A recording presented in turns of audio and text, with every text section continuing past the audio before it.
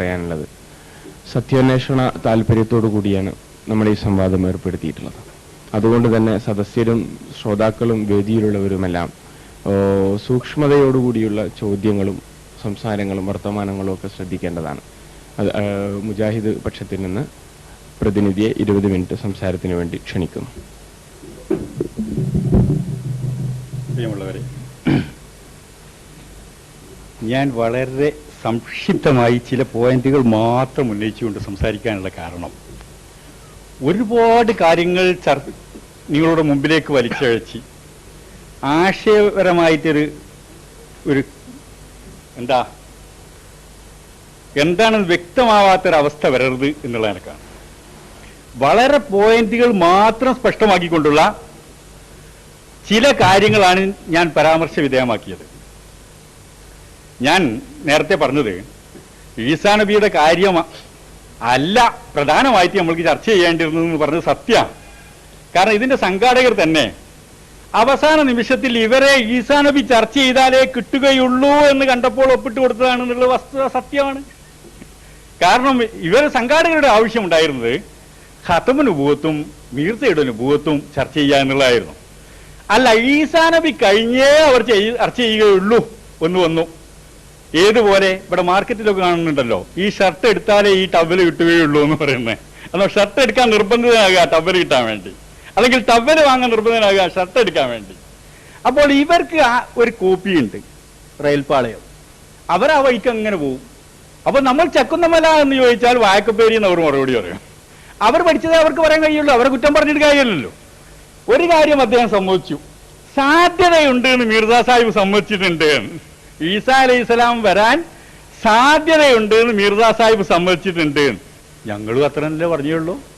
ആ കാര്യത്തിൽ ഞാനും മിർസ സാഹിബും യോജിക്കുന്നു എന്നാണ് ഞാൻ പറഞ്ഞത്. മുംകിൻ ഹേ, ബിൽക്കുൽ മുംകിൻ ഹേ എന്നാണ് പ്രയോഗിച്ചത് എന്ന് അയാൾ പറഞ്ഞത്. ശരിയാണ്. അതിന്റെ അർത്ഥം എന്താ സർ? മുംകിൻ ഹേ, ബിൽക്കുൽ മുംകിൻ ഹേ, സാധ്യതയുണ്ട്, തീർച്ചയായും സാധ്യതയുണ്ട് എന്നാണ്. സാധ്യതയില്ല, തീർച്ചയായും സാധ്യതയില്ല എന്നല്ല. ഈസാ അലൈഹിസ്സലാം വരാൻ ഇസാലെ ഔഹാം 200-ാമത്തെ പേജിൽ മീർസ സാഹിബ് ഇങ്ങനെ പറയുന്നു, മുംകിൻ ഹേ, ബിൽക്കുൽ മുംകിൻ ഹേ കെ കിസി സമാനെ മേ കോയി ഈസാ മസീഹ ജായേ എന്ന് തുടങ്ങിക്കൊണ്ട് അദ്ദേഹം പറയുന്നത്, ഹദീസിൽ പറഞ്ഞ ബാഹ്യാടയാളത്തോടു കൂടിയ ഈസ ഒരു കാലത്ത് വരിക തന്നെ ചെയ്യും.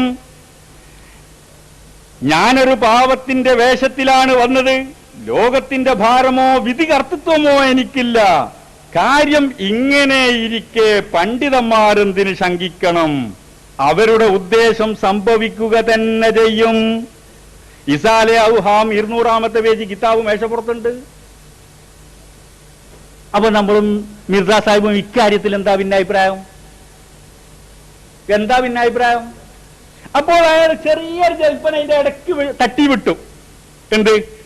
നുബുവത്തിന്റെ മുമ്പാണ്. അപ്പൊ നുബുവത്തിന്റെ മുമ്പ് അങ്ങനെയൊക്കെയാണ് വിശ്വാസം.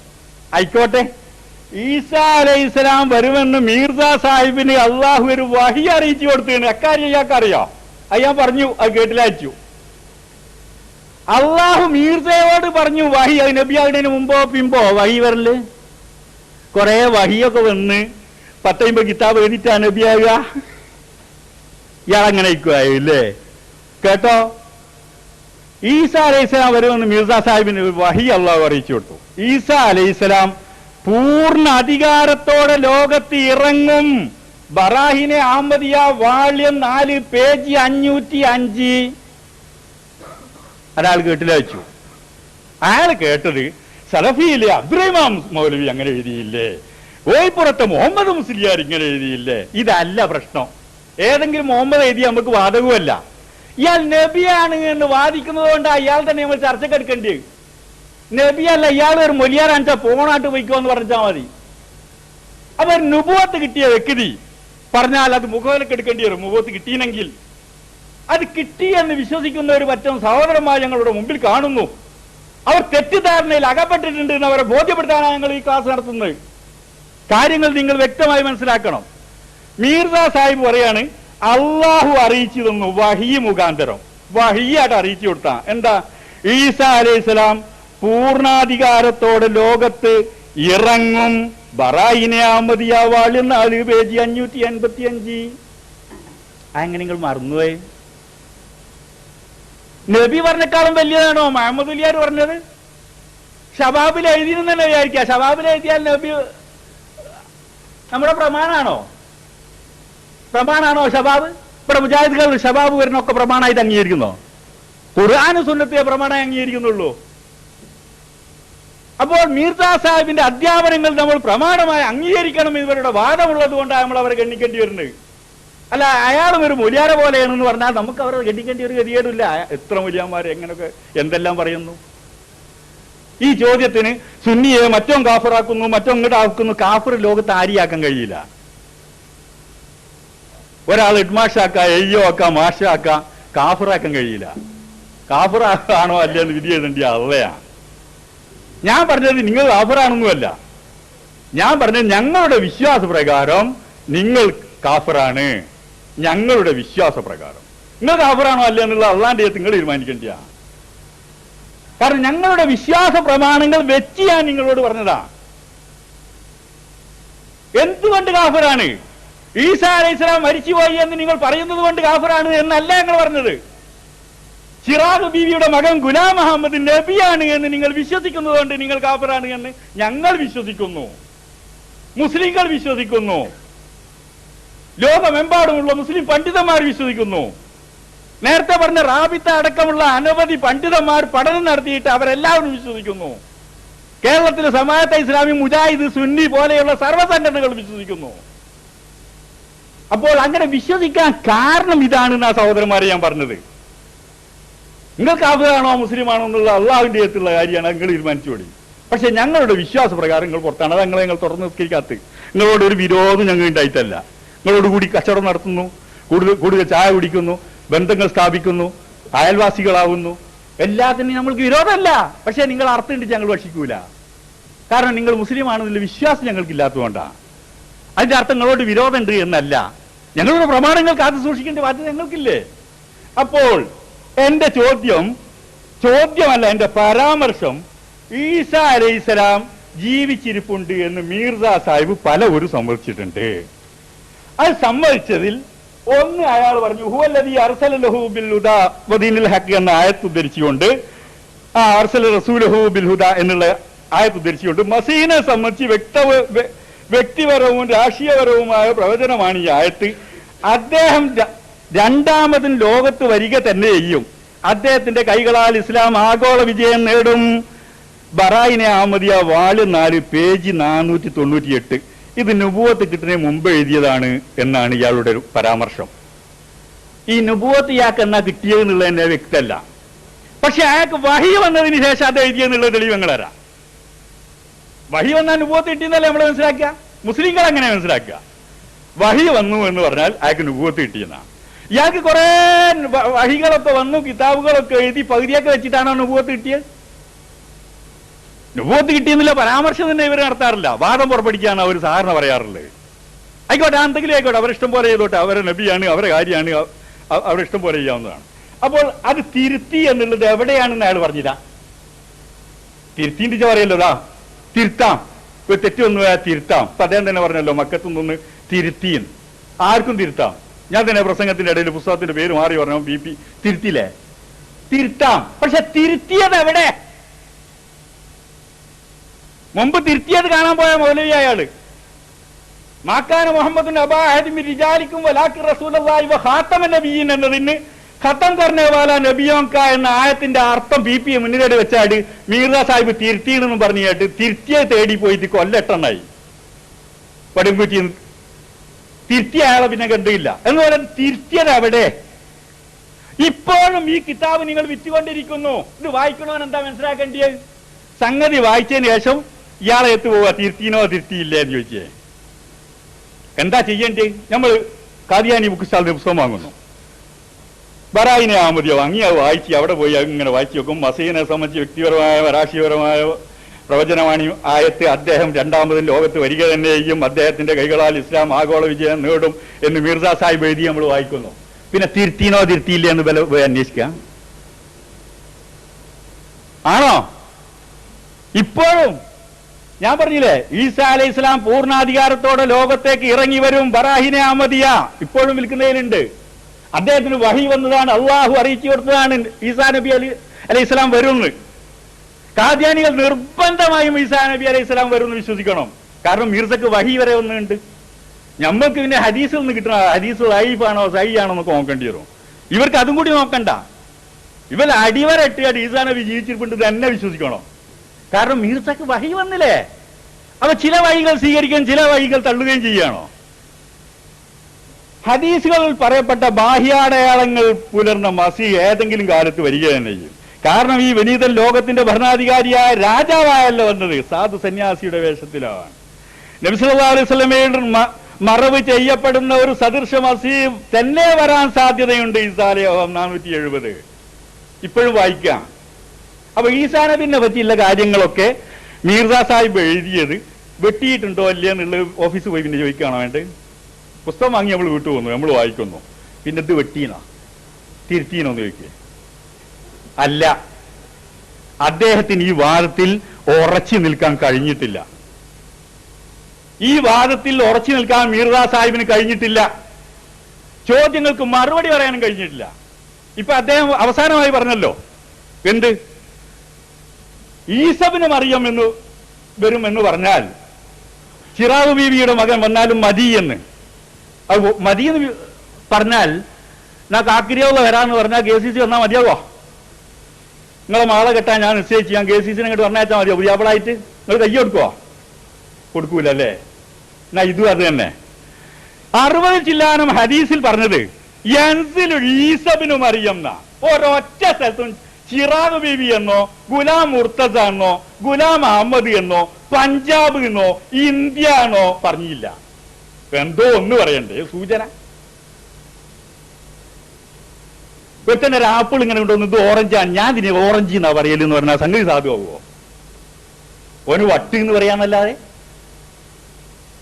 അത് വ്യക്തമായി കാര്യങ്ങൾ ഉള്ളതുള്ളപോലെ പറയണം. മറ്റോര് പറയുന്നു എന്ന് പറഞ്ഞാലൊന്നും സംഗതി ശരിയല്ല. ഈസാ നബിയെ സംബന്ധിച്ച് വ്യക്തമായ ധാരണയിലെത്താൻ അയക്കാൻ കഴിഞ്ഞില്ല. മീർസ സാഹിബിനോട് ചോദിച്ചു, അതയാൾ പറയാൻ ഇപ്പം മടിച്ചാ. മുമ്പ് ശക്തമായിട്ട് എതിർത്തിരുന്നു, ഇപ്പൊ എതിർക്കൂല. കാരണം കിതാബ് ഇവിടെ മേശപ്പുറത്തുണ്ട്. മീർസ സാഹിബിനോട് ചോദിച്ചു, ചിറാഗ് ബീവിയുടെ മകനല്ലേ നിങ്ങളെങ്ങനെ ഗുലാം അഹമ്മദ് ആവുക, അല്ല ഈസബിന് മറിയമാവുക? അതിനയാൾ പറഞ്ഞ മറുപടി എന്താ? അള്ളാഹു എന്നെ മറിയമേ എന്ന് വിളിച്ചു. ആരെ? മീർസ സാഹിബിനെ. ഞാൻ ഇവരോട് ചോദിച്ചു, അയാളെന്നെ വിളി കേട്ട്. കാരണം പേരല്ല എന്തെങ്കിലും വിളിച്ചാൽ വിളിയേക്കാൻ കേട്ടോ. പോട്ടെ, അയാൾ വിളി കേട്ടു. അള്ളാഹു അയാൾ മറിയമേ എന്ന് വിളിച്ചു. മറിയമിയ്യത്തിന്റെ സവിശേഷതയിൽ 2 വർഷം പർദ്ദയിൽ കഴിച്ചു കൂട്ടി. ഒരു പുരുഷനായ ഒരാൾ 2 ആള് പർദ്ദയിൽ കഴിച്ചു കൂട്ടി. ആലഘാരിയുമായി ഗർഭം ചുമന്നു. 10 മാസ ഗർഭ കാലയളവിനുള്ളിൽ എന്നിൽ നിന്നും ഈസ രൂപാന്തരപ്പെട്ടു. അങ്ങനെയാണ് ഞാൻ ഈസയായിരുന്ന. ഇതൊരാൾക്ക് എങ്ങനെ വിശ്വസിക്കാൻ കഴിയും? ഏത് ബുദ്ധി കൊണ്ടാ വിശ്വസിക്കാൻ കഴിയുക? കയ്യണോ കാദ്യാനി അത് തന്നെ വേണം. കാരണം അത് വലിയൊരു പ്രാപ്തിയാണ്. എന്ത് ഇന്നെ അള്ളാഹു ഇപ്പം കാക്കിരിയാവ് തന്നെ വിചാരിച്ചോളി, അള്ളാഹു മറിയമേ എന്ന് വിളിക്കുക. അങ്ങനെ ഞാൻ വിളിയേക്കുക. എന്നിട്ട് 2 വർഷം പർദ്ദയിട്ട് നടക്കടോ പറഞ്ഞു. എന്നിട്ട് ഞാൻ പർദ്ദയിട്ട് നടക്കുക. എന്നിട്ട് എനിക്ക് ഗർഭം ഉണ്ടാകുക. 10 മാസ കാലയളവിനുള്ളിൽ എന്നിൽ നിന്നും ഈസ രൂപാന്തരപ്പെട്ട്. അതായത് എന്നെ ഞാൻ തന്നെ പറയുക, അവലാൻ തന്നെ പറയുക, പ്രസവിക്കുക. ഇത് ക്രിസ്ത്യനുകാരന് കിതാബിലുണ്ട് എന്ന് പറഞ്ഞിട്ട് 1000 രൂപക്ക് ചാലഞ്ച് ചെയ്തതാണ് ഇവരുടെ മുബലിയായിരുന്ന മൊയ്തീൻകുട്ടി മൗലവി. പക്ഷെ ചാലഞ്ച് ചെയ്തതിനാൽ ഒരു പൈസ തരുന്നില്ല. ഞങ്ങൾ കിതാബ് കൊണ്ടുപോയി അവരുടെ സംസ്ഥാന സെക്രട്ടറി അബ്ദുല്ലാഹി മാഷ കയ്യില കൊണ്ടുപോയി കാട്ടിക്കൊടുക്കാറ്. അപ്പോ ഒരു കാര്യം ഈസാ നബിയുടെ കാര്യത്തിലും ഉറച്ചൊരു തീരുമാനത്തിലെത്താൻ അദ്ദേഹത്തിന് കഴിഞ്ഞിട്ടില്ല. പലവരും അദ്ദേഹം അത് സമ്മതിക്കുന്ന തന്നെ ഉണ്ട്. ഈസാ നബി വരിക തന്നെ. റൗളയിൽ മറമാടുന്ന ഈസാ നബി വരുന്ന അയാൾ പറഞ്ഞിട്ട്. പിന്നെ ഈ ഹദീസുകളോട് താരതമ്യപ്പെടുത്തി നോക്കിയാൽ സഹോദരന്മാരെ വളരെ ലജ്ജാവഹമായിരിക്കും ആ സംഭവം. ഡമാസ്കസിന്റെ കിഴക്ക് വശത്തുള്ള വെള്ളമുനാരത്തിൽ ഈസ ഇറങ്ങുന്ന ഹദീസിലുണ്ട്. പഞ്ചാബിൽ ജനിക്കും എന്നല്ല, മലക്കുകളുടെ ചുമലിൽ കൈവച്ചുകൊണ്ട് 2 മഞ്ഞ പുതപ്പുമായി ഇറങ്ങും. അതിന് മീർസ സാഹിബ് പറഞ്ഞത് എന്താ അറിയോ? അതൊന്നും വിശ്വസിക്കാൻ കഴിയില്ല, വിശ്വസിച്ചോളണമെന്നില്ല. പക്ഷെ അയാൾ എങ്ങനെയാകുക? ഇയാളാകുന്ന സൂത്രം എങ്ങനെ? അയാൾ ഡമാസ്കസ് പോയില്ല, ഇറങ്ങിയിട്ടില്ല, അയാൾ പറഞ്ഞത് 2 മഞ്ഞ പുതപ്പ് എന്ന് പറഞ്ഞാൽ എന്റെ സിൽസിൽ ബൗലി കാരണം മൂത്രവാർച്ചയും തലക്കില്ല മറാക്ക് രോഗവുമാണ്. ഇത് കണ്ടിട്ടാണ് നമ്മൾ ഈസാ നബിയാണെന്ന് കാണേണ്ടത്. റൗള ഷരീഫിൽ അയാൾ മറവാടിയില്ല, ഇവിടെ പഞ്ചാബിൽ അപ്പോഴും. ഹജ്ജോ ഉംറയോ ഈസാ അലൈഹി സ്വലാം വന്നാൽ ചെയ്യുമെന്ന് ഹദീസിലുണ്ട്. അയാൾ ആ വഴിക്ക് പോയില്ല. മക്കത്ത് പോകാതെ ചെയ്യാൻ കഴിയില്ലല്ലോ, ഹജ്ജ് ഉംറയും ചെയ്യാൻ കഴിയുക.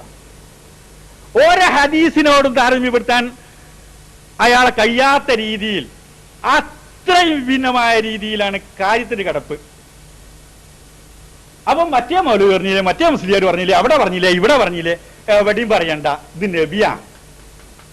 ഞങ്ങൾ നബിന്ന് കുറഞ്ഞ ഒരാളെയും ഉദ്ധരിക്കുന്നില്ല.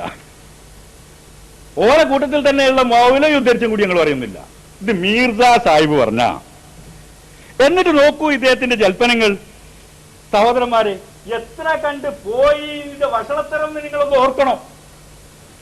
അങ്ങനെ ഈസാ നബിയെ പറ്റി അയാൾക്ക് തോന്നുന്ന പോലെ പറയാൻ തുടങ്ങി. ഒരു പുസ്തകത്തിൽ എഴുതും ഈസാ നബി വരിക തന്നെ ചെയ്യും, നിങ്ങളെന്തിനാ ശ്രമിക്കുന്നത്. അടുത്ത പുസ്തകത്തിൽ എഴുതും അയാൾ എന്തായാലും മരിച്ചു പോയി എന്നുള്ള തെളിവുണ്ട്. ഇങ്ങനെ പല രീതിയിൽ എഴുതി അവസാനം ഈസാ നബിനോട് തന്നെ ദേഷ്യം വരുന്നൊരു സ്വഭാവമൊക്കെ ഉണ്ടായത്. നബി അയാൾ എഴുതുകയാണ് 5-ാമത്തെ ആദം പേജ് 7 ഈസാ അലൈഹി ഇസ്ലാമിന്റെ 3 മുത്തശ്ശിമാർ വേശ്യകളായിരുന്നു. ആ വേശ്യകളുടെ രക്തത്തിലാണ് ഈസാ നബി ജനിച്ചത്. റൂഹുല്ലാഹ് എന്ന് വിശേഷിപ്പിക്കപ്പെട്ട ഈസാ അലൈഹി ഇസ്ലാമിനെ പറ്റിയാണ് അയാളെ പറഞ്ഞത്. ഏതോ ഒരു കാക്കിരി അബ്ദുള്ളയെ പറ്റിയല്ല. റൂഹുല്ലാഹ് ഖുർആനിൽ വിശേഷിപ്പിക്കപ്പെട്ട ഈസാ അലൈഹി ഇസ്ലാം ലോകത്ത് ബഹുഭൂരിഭാഗം ജനങ്ങളും സ്നേഹിക്കുന്ന ആദരിക്കുന്ന ഈസാ അലൈഹി ഇസ്ലാം. എന്നിട്ടോ അതിനകത്തൊരു കള്ളപ്പടിയും കൂടി അയാൾ ഒപ്പിച്ചു. മഹ്മൂദ് സാഹിബിന് മറുപടി പറയാൻ കഴിയെങ്കിൽ പറയണോ? കള്ളപ്പടി എന്ത് അറിയോ? അത് നാനിയ അവർ ദാദിയ എന്ന് പ്രയോഗിച്ചു അയാൾ. അതായത് ഈസാ നബിയുടെ വാപ്പയുടെ ഉമ്മയും ഉമ്മയുടെ ഉമ്മയും വേശ്യകളായിരുന്നു. മനസ്സിലാക്കണം. അപ്പം വാപ്പയുടെ ഉമ്മ ഉണ്ടാവോ? വാപ്പല്ല ഞാൻ. അപ്പൊ ഈസാ നബി വാപ്പ ഉണ്ടോ? ഉണ്ടില്ല എന്ന് പോലും വ്യക്തമാക്കൂല. ഒരട്ടാന്നാ പറയാ. ഉണ്ടോ ഇല്ലയോ ഉണ്ടോ ഇല്ലയോ ഇങ്ങനെ കളിക്കും. ഈസാ നബിയുടെ വാപ്പയുടെ ഉമ്മ വേശ്യയാണോ വെച്ചാൽ വാപ്പ ഉണ്ടാകണ്ടേ? വാപ്പല്ലാതെ വാപ്പ ഉമ്മ ഉണ്ടാകുമോ? അപ്പൊ അതിനകത്ത് തന്ത്രം കൂടി, ഒരു കള്ളക്കളിയും കൂടി അതിൻ്റെ അകത്ത് ഒളിപ്പിച്ചു വെക്കുന്നുണ്ട്. മുഴുവൻ കള്ളക്കളി, അടിമുടി കള്ളക്കളി. ഇത് ഈസാ നബിയെ സംബന്ധിച്ചുള്ള ചില പരാമർശങ്ങൾ മാത്രം.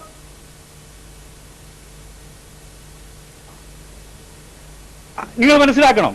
ഈസാ നബിയെ സംബന്ധിച്ച് 3 സ്ഥലത്ത് മറവാടി എന്ന് പറഞ്ഞല്ലോ. അതായത് ഒരു ഒഴുപ്പല് തെളിയിച്ചിലാക്കി. ഒരു ഒഴുപ്പൻ ഗലീലിയയിലാണ് ഒരു സ്ഥലത്ത്. പിന്നെ അവിടെ 3-4 പോയിന്റേ ഉള്ളൂ. ഒന്ന് സിറിയയിലാണ്, ഒന്ന് കാശ്മീരിലാണ്. ഇതൊക്കെ വഹി കിട്ടിയാന്നെ വഴി പോലും പോയിട്ടൊരു വയ്യ പോലും അയാൾക്ക് കിട്ടിയില്ല എന്നുള്ള തെളിവാത്. കാരണം വഹി കിട്ടിയെന്ന് അങ്ങനെ പറയോ? ഈസാ അലൈഹി സ്വലാം മരിച്ചു. അയാൾ മറവ് ചെയ്ത് 3 കിതാബിൽ 3 രീതിയിൽ എഴുതി വെക്കുന്നു. ഇനി വെട്ടണ്ടി ഏതാണെന്ന് വരെ പള്ളി പോയി ചോദിക്കാം. വായിക്കണോ? പുസ്തകം വായിക്കണോ? നിങ്ങൾ വായിക്കും. ഗലീലിയയിൽ ഈസാ അലൈഹി സ്വലാം മരിച്ചു മറവാടി, അഞ്ഞിത് വെട്ടണ്ടി ഉണ്ടോന്ന് അവിടെ പോയി ചോദിക്കുക. പുസ്തകപ്പോഴും കമ്പോളത്ത് വിറ്റുകൊണ്ടിരിക്കുന്നു.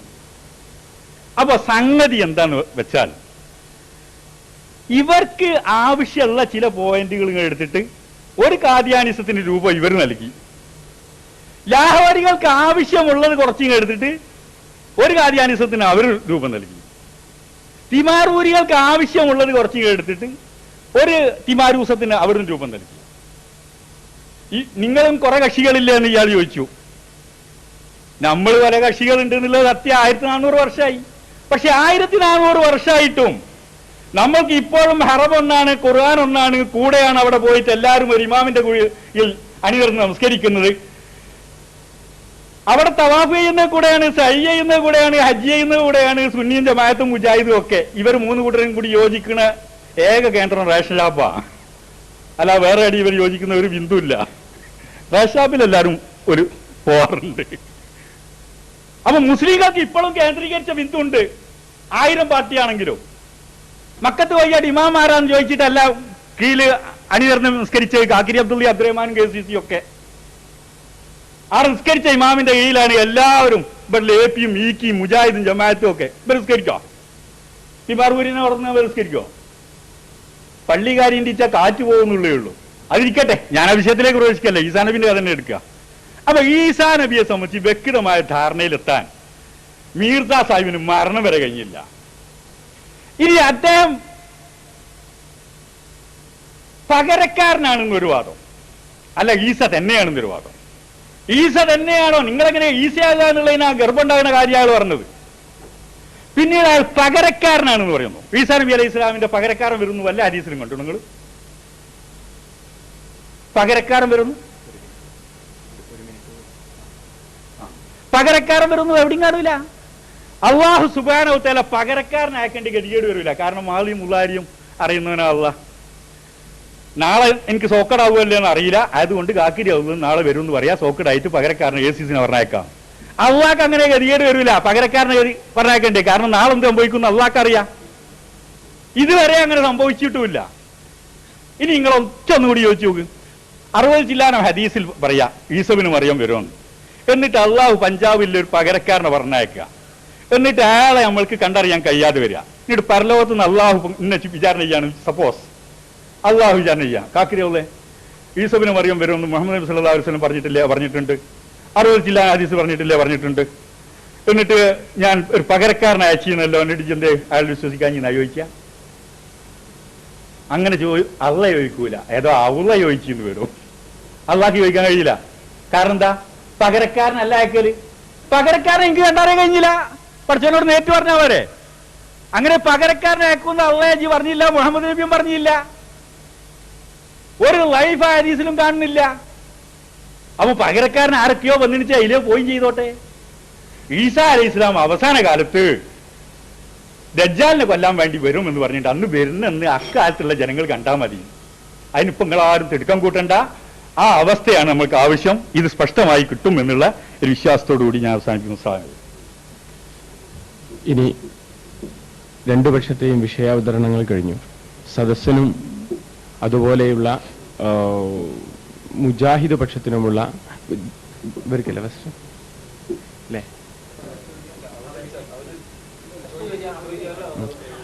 ഇനി ഈ സന്ദർഭത്തിൽ ചോദ്യാവസരം ഈ ഭാഗത്ത് നിന്ന് വേദിയിൽ നിന്നാണെങ്കിൽ ജമാഅത്ത് പക്ഷത്തിനാണ്, അഹമ്മദിയ പക്ഷത്തിനാണ്. അതേസമയം സദസ്സിൽ നിന്ന് ചോദിക്കുന്നുണ്ടെങ്കിൽ എഴുതിയിട്ട് അത് മീഡിയേറ്റർ അല്ലെങ്കിൽ പ്രസിഡീയത്തിൽ ഏൽപ്പിക്കണം. അല്ലാതെ എഴുന്നേറ്റ് നിന്ന് ചോദിക്കാനുള്ള അനുമതിയില്ല.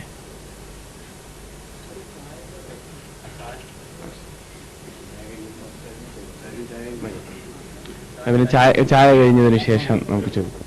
30 മിനിറ്റ് ഓരോ പക്ഷത്തുമുള്ള ആളുകൾക്ക്, പണ്ഡിതന്മാർക്ക് അതുപോലെ സദസ്യർക്ക് ആർക്കും ചോദിക്കാനുള്ള അവകാശം ഉണ്ട്. അത് ഒരു ചെറിയ നിബന്ധനയോടുകൂടി. സദസ്യര്, അഹമ്മദിയ പക്ഷത്തു നിന്നുള്ള സദസ്യര് ചോദിക്കുന്നുണ്ടെങ്കിൽ അത് മീഡിയേറ്റർ മുഖേന ചോദ്യം ഇവിടെ ഏൽപ്പിച്ചതിന് ശേഷം അദ്ദേഹം പരിഗണിക്കുമെങ്കിൽ മാത്രമേ ആ ചോദ്യം പരിഗണിക്കുള്ളൂ. അതുപോലെ തന്നെ തിരിച്ചും അങ്ങനെയായിരിക്കും.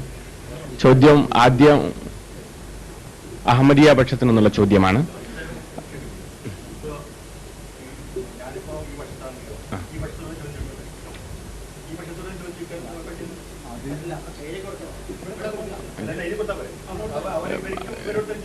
ഓ ചോദിക്കാം. ഇല്ല വേണ്ട.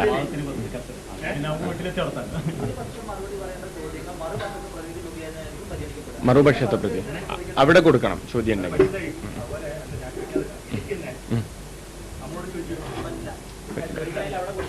അവിടെ കൊടുക്കണം, അവര് പരിഗണിക്കണം. ഓ ചോദിക്കാം, അവര് ഇവിടെ പരിഗണിക്കണം. അത്രേ ഉള്ളൂ. ചോദ്യോത്തരം ആരംഭിക്കുകയാണ്. അതിനുവേണ്ടി അഹമ്മദി പക്ഷത്തെ ക്ഷണിക്കുന്നു.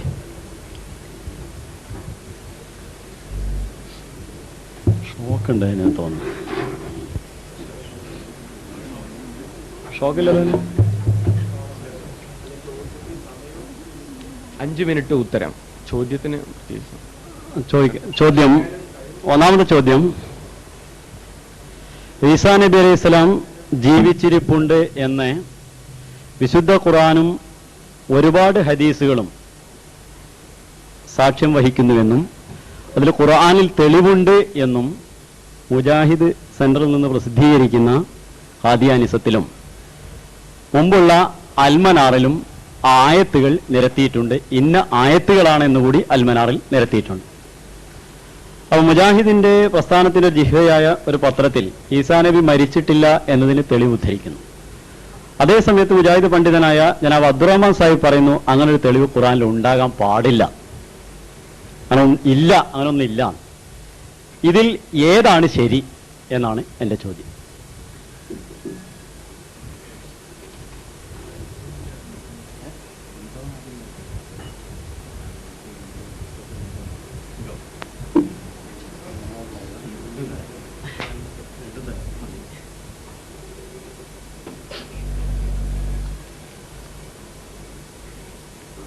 അസ്സലാമു അലൈക്കും.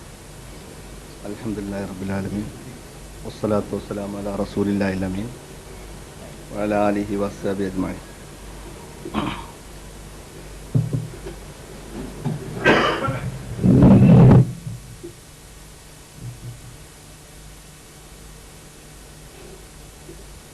വിശുദ്ധ ഖുർആനിൽ ഈസാ അലൈഹിസ്സലാം ജീവിച്ചിരിപ്പുണ്ട് എന്നതിനെ സാക്ഷ്യപ്പെടുത്തുന്ന ഒരുപാട് ആയത്തുകളുണ്ട്. കുറെ ഏറെ ഹദീസുകൾ അദ്ദേഹം ലോകത്തേക്ക് രണ്ടാമതും തിരിച്ചു വരും എന്നും പരാമർശിക്കുന്നുണ്ട്. എന്നാൽ ഇതിന് വിരുദ്ധമായി പറഞ്ഞു എന്നതാണ് ഇവിടെ ഒരാക്ഷേപമെന്ന രീതിയിൽ അല്ലെങ്കിൽ ഒരാരോപണം എന്ന നിലക്ക് പറഞ്ഞത് എന്ന് ഞാൻ മനസ്സിലാക്കുന്നു.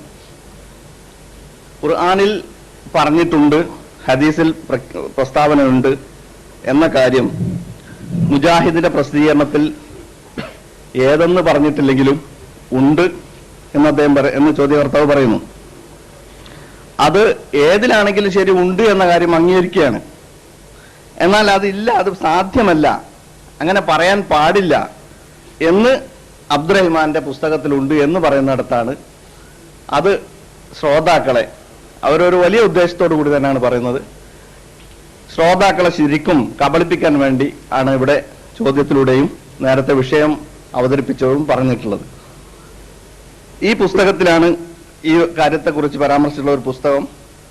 ഖാദിയാനിസം സമഗ്ര പഠനത്തിന്റെ 4ാം വാല്യത്തിൽ ആൾമാറാട്ടത്തിന്റെ കഥ എന്ന ആ പുസ്തകത്തിന്റെ മുഖവിരയിൽ ആമുഖത്തിലാണ് ഇത് പറഞ്ഞിട്ടുള്ളത്. അത് ഒരു ഭാഗം മാത്രം വായിച്ചിട്ട് എന്താണ് ഉദ്ദേശിച്ചിട്ടുള്ളത് എന്ന് ആളുകളെ തെറ്റിദ്ധരിപ്പിക്കുകയാണ് അതുകൊണ്ട് ഉദ്ദേശിക്കുന്നത്. ആമുഖമാകെ 2.5 പേജേ ഉള്ളൂ. മുഴുവൻ ഞാനും വായിക്കുന്നില്ല, നിങ്ങൾക്കൊക്കെ മലയാളത്തിൽ ലഭ്യമായ പുസ്തകമാണ്, വായിക്കാവുന്നതാണ്. പ്രസക്ത ഭാഗം ഇതാണ്: നിങ്ങൾ ദൈവപുത്രനെന്ന് കരുതുന്ന ഈസ മരിച്ചുപോയെന്നും കാശ്മീരിൽ മറവ് ചെയ്യപ്പെട്ടിരിക്കുന്നുവെന്നും ഖുർആൻ പറഞ്ഞിരുന്നെങ്കിൽ ക്രിസ്ത്യാനികളുടെ വിശ്വാസത്തെ പൂർണ്ണമായും നിരാകരിക്കുന്ന ഒരു തകർപ്പൻ മറുപടിയാകുമായിരുന്നു അത്. വിശദീകരിക്കേണ്ട ആവശ്യമില്ല. ക്രിസ്ത്യാനികളുടെ വിശ്വാസപ്രകാരം ഈസാ അലൈഹിസ്സലാം ജീവിച്ചിരിപ്പുണ്ട്, അദ്ദേഹം ലോകാന്ത്യ സമയത്ത് തിരിച്ചു വരുമെന്നാണ്. ഈ വിശ്വാസത്തെ നിരാകരിക്കാൻ, അതായത് ക്രിസ്ത്യാനികളുടെ അബദ്ധ വിശ്വാസങ്ങളെ നിരാകരിക്കുകയും സുബദ്ധ വിശ്വാസങ്ങളെ അംഗീകരിക്കുകയും ചെയ്യാൻ വേണ്ടിയാണല്ലോ വിശുദ്ധ ഖുർആൻ ഇറങ്ങിയിട്ടുള്ളത്. അതുകൊണ്ട് തന്നെ അത്തരം ഒരു സമീപനത്തിൽ അള്ളാഹു വിശുദ്ധ ഖുർആനിൽ അക്കാര്യം വ്യക്തമാക്കുമായിരുന്നു എന്ന് പറഞ്ഞുകൊണ്ട്, അതാണ് പറയുന്നത്, ഈസാ അലൈഹിസ്സലാം മരിച്ചു പോയിരുന്നുവെങ്കിൽ ആ കാര്യം വ്യക്തമായി പറഞ്ഞുകൊണ്ട് കാനിഹാറിൽ അദ്ദേഹത്തിന്റെ ഖബറുണ്ട് എന്നുകൂടി വ്യക്തമാക്കിക്കൊണ്ട് തികച്ചും തകർപ്പൻ മറുപടി അവിടെ കൊടുക്കുമായിരുന്നു. പക്ഷെ ഖുർആൻ അക്കാര്യം പറഞ്ഞിട്ടില്ലെന്ന് മാത്രമല്ല, ഈസാ അലൈഹിസ്സലാം തിരിച്ചു വരുമെന്ന് തിരുനബി സല്ലല്ലാഹു അലൈഹി വസല്ലം 70-ലധികം സന്ദർഭങ്ങളിലായി പ്രഖ്യാപിക്കുകയാണ് ചെയ്തത്. ഇതാകട്ടെ ക്രിസ്ത്യാനികളുടെ വിശ്വാസത്തിന് അനുഗുണവുമാണ്. സമ്മതിക്കുകയാണത്. ക്രിസ്ത്യാനികൾ ആകാശത്ത് ജീവിച്ചിരിപ്പുണ്ട് എന്ന് പറയുന്ന ആ വിശ്വാസത്തെ, അദ്ദേഹം തിരിച്ചു വരുമെന്ന് പറയുന്ന ആ വിശ്വാസത്തിന് അനുഗുണമായിട്ടാണ് റസൂലുള്ളാഹി സ്വല്ലല്ലാഹു അലൈഹി വസല്ലം അദ്ദേഹം തിരിച്ചു വരും എന്ന് പലവരും പ്രഖ്യാപിച്ചത്. ഈസാ അലൈഹിസ്സലാം മരിച്ചിട്ടില്ല എന്നതുകൊണ്ടാണ് ഖുർആൻ അങ്ങനെ പറയാതിരുന്നത്. അതാണ് അടിവരയിടേണ്ട പ്രശ്നം. ഈസാ അലൈഹിസ്സലാം മരിച്ചിട്ടില്ല എന്നതുകൊണ്ടാണ് അങ്ങനെ ഖുർആൻ പറയാതിരുന്നത്. മരിച്ചു എന്ന് പറയാതിരുന്നത് മരിക്കാത്തത് കൊണ്ടാണ്. ഇനി അതിന്റെ വിശദീകരണത്തിൽ ഇനി ആദ്യത്തെ ചോദ്യം എടുക്കുക. ആദ്യത്തെ ചോദ്യം എന്ന് പറഞ്ഞാൽ, മരിച്ചിട്ടില്ലെങ്കിൽ എന്തുകൊണ്ട് ഖുർആൻ അക്കാര്യം പറഞ്ഞില്ല? ഇതാണ് ആദ്യത്തെ ചോദ്യം. വിശുദ്ധ ഖുർആൻ ലോകാന്ത്യം വരെ നിലനിൽക്കുന്നതും അവസാനത്തെ മനുഷ്യനും ഹിദായത്തിനുള്ള ഗ്രന്ഥവുമാണെന്ന് വിശ്വസിക്കുന്നവരാണല്ലോ മുസ്ലിങ്ങൾ. എന്നിരിക്കെ ഈസാ അലൈഹി സ്വലാം ഉണ്ടെന്ന് അതിനെങ്ങനെ പറയാൻ കഴിയും? ഇത് വായിച്ച് അവസാനിപ്പിച്ചാൽ ഈസാ അലൈഹി സ്വലാം ജീവിച്ചിരിപ്പുണ്ട് എന്ന് വിശുദ്ധ ഖുർആന് പറയാൻ കഴിയില്ല എന്ന് നമ്മൾ സമ്മതിച്ചിരിക്കുന്നു എന്നൊക്കെ. ഇത് ഇവിടെ ആദ്യമായിട്ട് കേൾക്കുന്നതല്ല. സാധാരണഗതിയിൽ ഏകപക്ഷീയമായി ഇവർ നടത്തുന്ന പ്രസംഗങ്ങളിൽ ഇതെടുത്ത് വായിച്ച് ഇവിടം കൊണ്ട് അവസാനിപ്പിച്ച് ആളുകളെ തെറ്റിദ്ധരിപ്പിക്കാറുണ്ട്.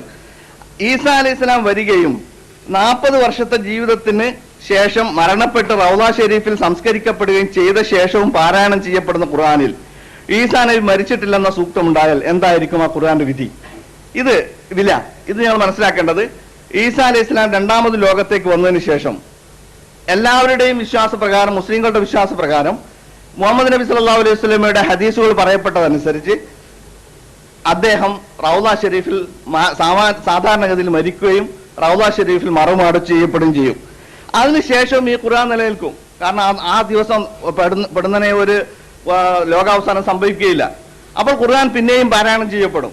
എന്നാൽ സംഭവിക്കുന്നതോ അദ്ദേഹത്തിന് മുമ്പും ശേഷവും ഈ ഖുർആനിൽ യാതൊരു മാറ്റവും വരാൻ പാടില്ലാത്ത വിശുദ്ധ ഖുർആൻ പാരായണം ചെയ്യപ്പെടും. അതാണ് ഇവിടെ പറയുന്നത്. അത്തരം ഒരു ഖുർആനിൽ അല്ലെങ്കിൽ ശേഷം പാരായണം ചെയ്യപ്പെടുന്ന ഖുർആനിൽ ഈസാ അലൈഹി സ്വലാം ജീവിച്ചിരിപ്പുണ്ട് എന്ന് പച്ചയായി പറയാൻ പറ്റുമോ എന്നാണ് ഇവിടുത്തെ ചർച്ചാ വിഷയം. അതുകൊണ്ട് കാരണം ആ ഖുർആനിന്റെ ജനങ്ങളുടെ കൺമുമ്പിൽ വെച്ച് മരണമാടപ്പെട്ട വ്യക്തിയെപ്പറ്റി ഖുർആനിൽ മരിച്ചിട്ടില്ല, തിരിച്ചു വരുമെന്ന് വായിക്കേണ്ടി വരുന്ന അവസ്ഥ ഖുർആൻ ഉണ്ടാവില്ല. ഇപ്പോൾ കാര്യം വ്യക്തമാണ്. ഇവിടെ ഇത് എഴുതിയ ആൾ തന്നെയാണ് ഇത് വായിക്കുന്നത്. അതുകൊണ്ട് തന്നെ എഴുതിയ ആൾ ഉദ്ദേശിച്ചത് എന്താണ്? വിശുദ്ധ ഖുർആൻ എന്ന് പറയുന്നത്. ഇതിന് തുടർച്ചയായി പറയുന്നുണ്ട്, നിശ്ചയമായും നാമാണ് അതിനെ ഇറക്കിയത്, നാം അതിനെ സംരക്ഷിക്കുകയും ചെയ്യും എന്ന അള്ളാഹുവിന്റെ വാഗ്ദാനം നിറവേറ്റപ്പെടണമെങ്കിൽ ലോകാന്ത്യം വരെ അതിന്റെ വള്ളിപുളികൾക്ക് മാറ്റം വരാൻ പാടില്ല, വരികയുമല്ല. ഇതാണ് പ്രസക്തമായിട്ട് ഇതിലുള്ളത്. ഇത് കുറച്ച് ഭാഗം വായിച്ചാൽ ഈ ഗ്രന്ഥകർത്താവ് ഉദ്ദേശിച്ചത് ഈസാ അലൈഹി സ്വലാം ജീവിച്ചിരിക്കാത്തത് കൊണ്ട് ആ കാര്യം പറഞ്ഞിട്ടില്ല എന്നാണ്. പറഞ്ഞതിന്റെ ഉദ്ദേശം ഇപ്പൊ വ്യക്തമായിട്ടുണ്ടാവും, ഇല്ലെങ്കിൽ അടുത്ത ചാൻസിൽ പറയാം. ഈസാ നബി അലൈഹി സ്വലാം മരിച്ചിട്ടില്ല എന്ന് ഖുർആൻ പറയേണ്ടതിന്റെ യുക്തി ഇവിടെ പറയുകയുണ്ടായി. അതിന്റെ മുഴുവൻ ഭാഗം വായിക്കാൻ നമ്മൾ ആവശ്യപ്പെടുകയുണ്ടായി. അതനുസരിച്ച് വീണ്ടും ഞാൻ ചോദിക്കുന്നു, തവഫൈതനി മുതവഫീക എന്നീ 2 പദങ്ങൾക്ക് പൂർണ്ണമായും ഏറ്റെടുക്കുന്നവനാണ് എന്ന അർത്ഥം നൽകിയിട്ടുണ്ട്. ബറഫല്ലാഹു ഇലൈഹി എന്നതിന് ആകാശത്തേക്ക് ഉയർത്തുന്നതാണ് എന്ന അർത്ഥവും നൽകിയിട്ടുണ്ട്. ഈ 2 അർത്ഥവും നൽകപ്പെടുന്ന ഖുർആൻ ഈസാ നബി വന്നതിന് ശേഷം പിന്നീട് വായിക്കുമ്പോൾ അതേ അർത്ഥം തന്നെ ആയിരിക്കുമോ നൽകുക എന്ന അർത്ഥം മാറ്റി പറയേണ്ടി വരുമോ?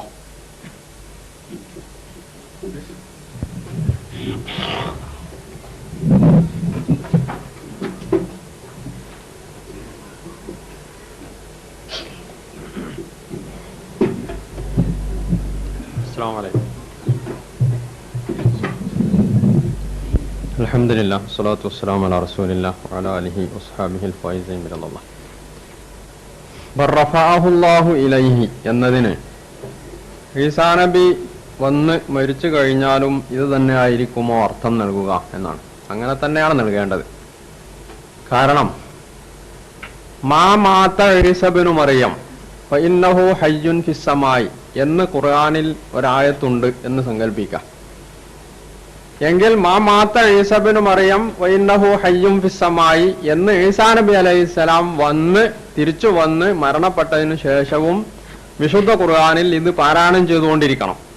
അപ്പോൾ അത് ഖുർആന് ഒരു അവാസ്തവ പ്രസ്താവം നടത്തിയതായി അന്ന് ആളുകൾ മനസ്സിലാക്കും. അല്ലെങ്കിൽ പെട്ടെന്ന് അള്ളാഹു അതോടുകൂടി ആ ആയത്ത് അവിടെ വെച്ച് മായ്ച്ചു കളയണം. ഇത് രണ്ടും മുഹമ്മദ് നബി സല്ലല്ലാഹു അലൈഹി വസല്ലമക്ക് ഇറക്കിയ ഖുർആന് അന്ത്യനാൾ വരെ സംഭവിക്കാൻ പാടില്ലാത്ത. അതേസരം ബറഫഅഹുല്ലാഹു ഇലൈഹി എന്നത് അള്ളാഹു അദ്ദേഹത്തെ, എന്നാൽ ബൽ റഫഅഹുല്ലാഹു ഇലൈഹി അള്ളാഹു അദ്ദേഹത്തെ അവങ്കിലേക്ക് ഉയർത്തുകയാണ് ഉണ്ടായത്. ഇത് ഈസാ അലൈഹിസ്സലാം ഇവിടെ വന്ന് മരണപ്പെട്ട്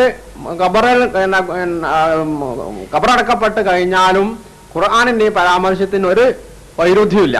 കാരണം റഫഅ എന്നത് മാലി, അതായത് ഭൂതകാല ക്രിയയാണ്. പണ്ട് ഈസാ അലൈഹിസ്സലാം ഭൂമിയിൽ ജീവിച്ചിരിപ്പുണ്ടായിരുന്നു, അദ്ദേഹം എവിടെ പോയി എന്ന ചോദ്യത്തിന്റെ മറുപടിയിൽ അള്ളാഹു പറഞ്ഞു അദ്ദേഹത്തെ അള്ളാഹു അവങ്കിലേക്ക് ഉയർത്തുകയാണ് ഉണ്ടായത്. ഇത് ഈസാ അലൈഹിസ്സലാം തിരിച്ചു വന്ന് മരണപ്പെട്ട് കഴിഞ്ഞാലും അത് തന്നെ ഇതിന് അർത്ഥം ഉണ്ടാവുള്ളൂ. അന്ന് മാ ഖതലൂഹു വമാ സലബൂഹു, അവർ അദ്ദേഹത്തെ കൊല്ലുകയോ ക്രൂശിക്കുകയോ ചെയ്തിട്ടില്ല, പിന്നെ എന്ത് സംഭവിച്ചു എന്ന ഈ ചോദ്യം അന്നും ആവർത്തിക്കപ്പെടാം. ആ ചോദ്യത്തിന്റെ മറുപടിയിൽ ബർ റഫഅഹുല്ലാഹു ഇലൈഹി, പിന്നെയോ അള്ളാഹു അദ്ദേഹത്തെ അവങ്കിലേക്ക് ഉയർത്തുകയാണ് ഉണ്ടായത്. ഇവിടെ ഖുർആനിലെ ഈ പരാമർശവും പിന്നീട് ഈസാ നബിയുടെ പുനരാഗമനവും മരണവും തമ്മിൽ ഒരു വൈരുദ്ധ്യമില്ല. സംഭവിച്ച ഒരു സംഭവത്തെ പരാമർശിച്ചു എന്ന് മാത്രമേ ഉള്ളൂ. അപ്പോൾ ഇപ്പോൾ എന്താണോ ഇതിനർത്ഥം പറയുന്നത്, എന്താണോ ഇതിന്റെ ആശയം, അത് തന്നെയായിരിക്കും അന്നും ഇതിന്റെ ആശയം. മറ്റതാവുമ്പോൾ മാ മാത ഈസ ഇബ്നു മറിയം വലാകിന്നഹു ഹയ്യുൻ ഫിസ്സമായി എന്ന ഒരു ആയത്ത് ഖുർആനിൽ ഉണ്ടെങ്കിൽ സംഗതി അതുപോലെ ആയിരിക്കുകയില്ല. അപ്പോൾ പറഞ്ഞതിന്റെ അർത്ഥം ഇന്ന് ഇതിന് വെക്കുന്ന അർത്ഥം തന്നെയാണ് അന്നും വെക്കേണ്ടത്.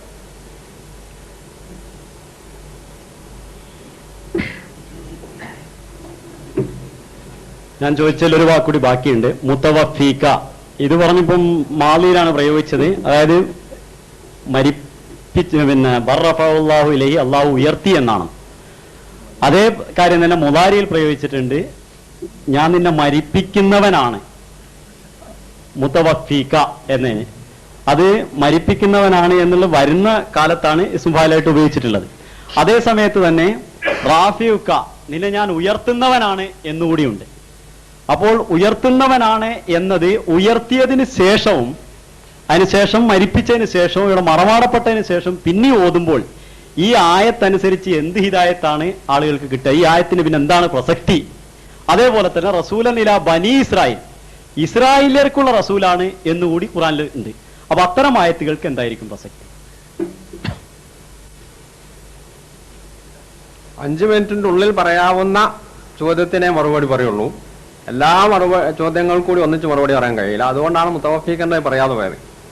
മുത്തവഫീഖ എന്നതിന് മരിപ്പിക്കുക എന്നർത്ഥമുണ്ട്, തവഫ എന്ന പദത്തിന്. അതേപോലെ തന്നെ പൂർണ്ണമായൊരു വസ്തു എടുക്കുക എന്നും അർത്ഥമുണ്ട്.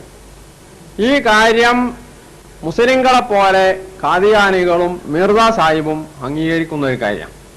മുത്തവഫീഖ എന്നതിന് ഇന്നി മുത്തവഫീക, ഇതിന് 2 അർത്ഥങ്ങളുണ്ട്. നിന്റെ സഹോദരനോട് പറയുക, ഞാൻ നിന്റെ ആഗ്രഹങ്ങൾ പൂർത്തീകരിക്കും. ഇന്നി മുത്തവഫീക. മറ്റൊരർത്ഥം ഞാൻ നിനക്ക് മരണം നൽകും എന്നത്രേ. ഇതാരെപ്പറ്റിയാണെന്ന് വ്യക്തമായിട്ടില്ല. ഇത്തരം ഇൽഹാമുകളും കശ്ഫുകളും ദർശനങ്ങൾ സാധാരണയായി ഈ വിനീതൻ ഉണ്ടാവാറുണ്ട്. ഹയാത്തെ അഹമ്മദ് വാല്യം 2 പേജ് 72 മിർസ സാഹിബിനുണ്ടായ ഒരു ഇൽഹാമില് മുത്തവഫീഖ എന്നതിന് മരിപ്പിക്കുക എന്ന അർത്ഥമുണ്ട് എന്ന് അദ്ദേഹം തന്നെ സംഭവിച്ചതാണ്. ആ നിലക്ക് വിശുദ്ധ ഖുർആനിൽ ഈസാ അലൈഹി സ്വലാമിനെ സംബന്ധിച്ച് ഇന്നി മുത്തവഫീഖ, നിന്നെ ഞാൻ മരിപ്പിക്കും എന്ന ഈ മുത്തവഫീഖ എന്നുള്ള പ്രയോഗത്തിന് ഇന്നി മുത്തവഫീഖ, നിന്നെ ഞാൻ മരിപ്പിക്കും എന്ന് തന്നെ പൗരാണിക പണ്ഡിതന്മാർ അർത്ഥം പറഞ്ഞിട്ടുണ്ട്. പക്ഷേ ഈ അർത്ഥം പറഞ്ഞ ഇബ്നു അബ്ബാസിനെ പോലുള്ള ആളുകൾ പറയുന്നത് ഇന്നി മുത്തവഫീക വറാഫിയുക എന്നത് അറബി ഭാഷയിൽ വാവ് കൊണ്ട് ഒരു പദത്തെ മറ്റൊരു പദവുമായി ബന്ധിപ്പിച്ചാൽ അത്ഫ് ചെയ്യാം എന്നാണ് അതിന് പറയാം. ഈ അത്ഫിന് തഖ്ദീം തഅഖീർ, അതായത് ഏത് ആദ്യം വരണം ഏത് പിന്നീട് വരണം എന്ന നിർബന്ധമില്ല. അതുകൊണ്ട് ആദ്യം വരേണ്ടത് പിന്നെയും പിന്നീട് വരേണ്ടത് ആദ്യവും പറയാം. ആ നിലയ്ക്ക് ഇന്നി മുത്തവഫീക വറാഫിയുക എന്നതിന് തഖ്ദീം തഅഖീർ ഉണ്ട് എന്നാണ് സാധാരണ മുഫസ്സിറുകൾ പറയാറുള്ളത്, ഈ അർത്ഥം പറയുന്ന ആളുകൾ. അപ്പോൾ ഇന്നി റാഫിയുക ഇലയ്യ, ഞാൻ നിന്നെ എന്റെ അടുത്തേക്ക് ഉയർത്തും, വ മുത്തവഫീക, നിന്നെ ഞാൻ മരിപ്പിക്കുകയും ചെയ്യും എന്നാണ് ഇതിന്റെ അർത്ഥമെന്ന് ഈ തവഫ മുത്തവഫി എന്നതിന് മുമീത്തുക്ക എന്നാണ് അർത്ഥം, മരിപ്പിക്കുക എന്നാണ് അർത്ഥം എന്ന് പറഞ്ഞിട്ടുള്ള പണ്ഡിതന്മാർ പറഞ്ഞിട്ടുള്ള അങ്ങനെ. അതേ അവസരം ഇന്നി മുത്തവഫീക വറാഫിയുക, നിന്നെ ഞാൻ പൂർണ്ണമായി എടുക്കും എന്നിട്ട് എന്നെ എങ്ങനെയൊക്കെ ഉയർത്തുകയും ചെയ്യും എന്നാണ് മറ്റൊരു വിഭാഗം പണ്ഡിതന്മാർ പറഞ്ഞിട്ടുള്ളത്. അവർ ഈ തഖ്ദീം തഅഖീർ ഇതിന്റെ വാദഗതിക്കാരല്ല. അപ്പോൾ തവഫ തൂഫിയ എന്ന പദത്തിന് മരിപ്പിക്കുക എന്നും അർത്ഥമുണ്ട്. അതുപോലെ തന്നെ ഒരു വസ്തുവിനെ പൂർണ്ണമായി എടുക്കുക എന്നും അർത്ഥമുണ്ട്. ഇങ്ങനെ വരുമ്പോൾ ഒരു ആശയത്തെ സംബന്ധിച്ച് ഇത്തരം ഒരു പദം പ്രയോഗിച്ചു കഴിഞ്ഞാൽ അവിടെ പിന്നെ ഇതിന്റെ യഥാർത്ഥത്തിലുള്ള അർത്ഥം എന്താണ് എന്ന് മറ്റ് തെളിവുകളിലൂടെയാണ് പരിശോധിക്കേണ്ടത്. അങ്ങനെ പരിശോധിക്കുമ്പോൾ നബി സല്ലല്ലാഹു അലൈഹി വസല്ലമയാണ് വിശുദ്ധ ഖുർആനിന്റെ ആധികാരിക വ്യാഖ്യാതാവ്. മിർസ സാഹിബിനല്ല അള്ളാഹു അധികാരം നൽകിയത്. ലി തുബയ്യിന ലിന്നാസി മാ നുസില ഇലൈഹിം, താങ്കൾ അവർക്ക് ഇറക്കി കൊടുത്തിട്ടുള്ള ഖുർആൻ വിശദീകരിച്ചു കൊടുക്കണം. അതിനു വേണ്ടിയാണ് നിനക്ക് ഈ ഖുർആൻ അവതരിപ്പിച്ചു തന്നത്. ജനങ്ങൾക്ക് അവതരിപ്പിക്കപ്പെട്ട ഖുർആൻ താങ്കൾ വേണം വിശദീകരിച്ചു കൊടുക്കാൻ. അതുകൊണ്ടാണ് താങ്കൾക്ക് ഈ ദിക്ർ, ഈ ഖുർആൻ അവതരിപ്പിച്ചു തന്നിട്ടുള്ളത് എന്നാണ് ഖുർആൻ പറയുന്നത്. അപ്പോൾ മുഹമ്മദ് നബി സല്ലല്ലാഹു അലൈഹി വസല്ലമയാണ് വിശുദ്ധ ഖുർആനിന്റെ ആധികാരിക വ്യാഖ്യാതാവ് എന്ന നിലക്ക് ഈ മുതവഫിക്കയുടെയും റാഫിയുക ഇലയ്യ എന്നതിന്റെ ആശയം എന്താണ് എന്ന് നബി സല്ലല്ലാഹു അലൈഹി വസല്ലമയാണ് വ്യക്തമാക്കേണ്ടത്. നബി സല്ലല്ലാഹു അലൈഹി വസല്ലം പറയുന്നത് ഈസാ അലൈഹിസ്സലാമിന് അള്ളാഹു ആകാശത്തേക്ക് ഉയർത്തിയിട്ടുണ്ട്, അദ്ദേഹത്തെ പിന്നീട് അന്ത്യദിനത്തോടനുബന്ധിച്ച് അവിടെ നിന്ന് അള്ളാഹു ഇറക്കിക്കൊണ്ടുവരും, അഥവാ ഈസാ അലൈഹിസ്സലാം ഇറങ്ങി വരും എന്നാണ്. അങ്ങനെ വരുമ്പോൾ മുതവഫീക എന്നതിന് നിന്നെ ഞാൻ ഉയർത്തിയതിന് ശേഷം പിന്നീട് ഭൂമിയിലേക്ക് കൊണ്ടുവരികയും ഭൂമിയിൽ വെച്ച് നിന്നെ ഞാൻ മരിപ്പിക്കുകയും ചെയ്യും എന്നാണ് ഈ പറഞ്ഞതിന്റെ താല്പര്യമെന്ന് ഈ ഹദീസുകളുടെ വെളിച്ചത്തിൽ നമുക്ക് മനസ്സിലാക്കാൻ കഴിയും. ഇങ്ങനെയാണ് പൗരാണിക പണ്ഡിതന്മാര് ഇതിന് അർത്ഥം പറഞ്ഞിട്ടുള്ളതും. മുതവഫീക എന്നതിന് മരിപ്പിക്കുക എന്ന അർത്ഥം പറഞ്ഞ ആളുകൾ പോലും ഈസാ അലൈഹി സ്വലാമിന്റെ പുനരാഗമനത്തെ നിഷേധിക്കുന്നില്ല എന്ന് മാത്രമല്ല, അഹ്ലുസുന്നത്ത് വൽ ജമാഅത്തിന്റെ വിശ്വാസ പ്രമാണങ്ങളിൽ അത് ഉൾപ്പെടുത്തിയിട്ടുണ്ട് എന്ന് നേരത്തെ ഇവിടെ വിഷയം അവതരിപ്പിച്ചുകൊണ്ട് മറുപക്ഷം പറഞ്ഞത് നിങ്ങൾ കേട്ടിട്ടുള്ളതാണ്. മാത്രവുമല്ല മിർസ സാഹിബ് തന്നെയും ആ കാര്യം അംഗീകരിച്ചിട്ടുള്ള കാര്യമാണ്, അതും നിങ്ങൾ കേട്ട് കഴിഞ്ഞിട്ടുള്ളതാണ്.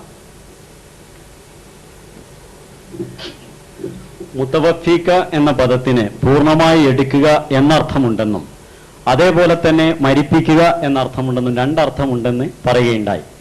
പൂർണ്ണമായി എടുക്കുക എന്ന അർത്ഥം തവഫ എന്ന പദം ബാബ് തഫഉലിൽ നിന്ന് പ്രയുക്തമാകുമ്പോൾ അള്ളാഹു കർത്താവും മനുഷ്യൻ കർമ്മവുമായി വരുന്ന സന്ദർഭത്തിൽ, ഇവിടെ അള്ളാഹുവാണ് തവഫ ചെയ്യുന്നവൻ, മനുഷ്യനാണ് തവഫ ചെയ്യപ്പെടുന്നവൻ. ഇങ്ങനെ ഒരവസരത്തിൽ മനുഷ്യന് വേണ്ടി ഇത് പ്രയോഗിക്കുമ്പോൾ അങ്ങനെ പൂർണ്ണമായി എടുക്കുക എന്ന അർത്ഥം ജഡത്തിൽ നിന്ന് ആത്മാവിനെ വേർതിരിക്കുക എന്നല്ലാതെ പൂർണ്ണമായി എടുക്കുക എന്ന അർത്ഥം ഉള്ള ഏതെങ്കിലും ഒരു ഖുർആനിക വാക്യമോ അതല്ലെങ്കിൽ, ഞാൻ ശ്രദ്ധിക്കേണ്ടത്, ഏതെങ്കിലും ഒരു ഖുർആനിക വാക്യമോ അതല്ലെങ്കിൽ ഹദീസോ അതല്ലെങ്കിൽ പൗരാണിക അറബി സാഹിത്യങ്ങളിൽ നിന്ന് എന്തെങ്കിലും ഒരു രേഖയോ പ്രയോഗത്തിന്റെ രേഖയോ എടുത്തു കാണിക്കുവാൻ സാധിക്കുമോ?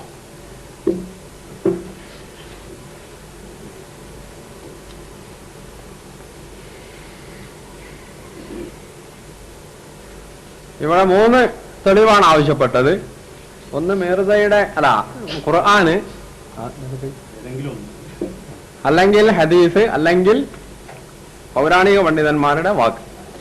ഖുർആനിൽ പരിശോധിച്ചാൽ വല്ലാഹു യതവഫൽ അൻഫുസ ഹീന മൗതിഹ, വല്ലാഹു യതവഫൽ അൻഫുസ ഹീന മൗതിഹ, അല്ലാഹു ആത്മാക്കളെ പൂർണ്ണമായി പിടിച്ചെടുക്കുന്നു. ഹീന മൗതിഹ, അവ മരിക്കുന്ന നേരത്ത്. ശരീരവും ആത്മാവും തമ്മിൽ വേർപെടുമ്പോൾ അതിനാണ് നമ്മൾ മരണം എന്ന് പറയുന്നത്. ഈ മരണ സമയത്ത് ആത്മാവിനെ തന്നെ അള്ളാഹു കൊല്ലല്ല ചെയ്യണത്, ആ ആത്മാവിനെ ശരീരത്തിൽ നിന്ന് പൂർണ്ണമായി എടുക്കുകയാണ് ചെയ്യണത്. അപ്പോൾ തവഫ എന്നതിന് വിശുദ്ധ ഖുർആൻ തന്നെ പറയുന്നത് പൂർണ്ണമായി എടുക്കുക എന്നാണ്. ഇനി മഹാനായ ഇബ്നു കസീർ അദ്ദേഹത്തിന്റെ തഫ്സീർ കബീറിൽ തവഫി അഖ്ദു ശൈഇ വാഫിയൻ എന്നാണ് അദ്ദേഹം പറഞ്ഞിട്ടുള്ളത്. തവഫി എന്ന പദം തവഫ തഫഉൽ, വഫ എന്നതിന്റെ തഫഉൽ വസിനാണ് തവഫി എന്നുള്ളത്. അപ്പോൾ ഇതിന്റെ അർത്ഥം അഖ്ദു ശൈഇ വാഫിയൻ, ഒരു വസ്തു പൂർണ്ണമായി എടുക്കുക എന്നാണ് അതിന്റെ അർത്ഥം എന്ന് മഹാനായ ഇമാം റാസി അദ്ദേഹത്തിന്റെ തഫ്സീർ കബീറിൽ വിവരിച്ചിട്ടുണ്ട്. ആ റാസിയിലെ കിതാബ് റാസിയിലെ ഫോട്ടോസ്റ്റാറ്റിന്റെ ഭാഗമാണ് ഞാൻ ഇവിടെ കൊണ്ടുവന്നിട്ടുള്ളത്.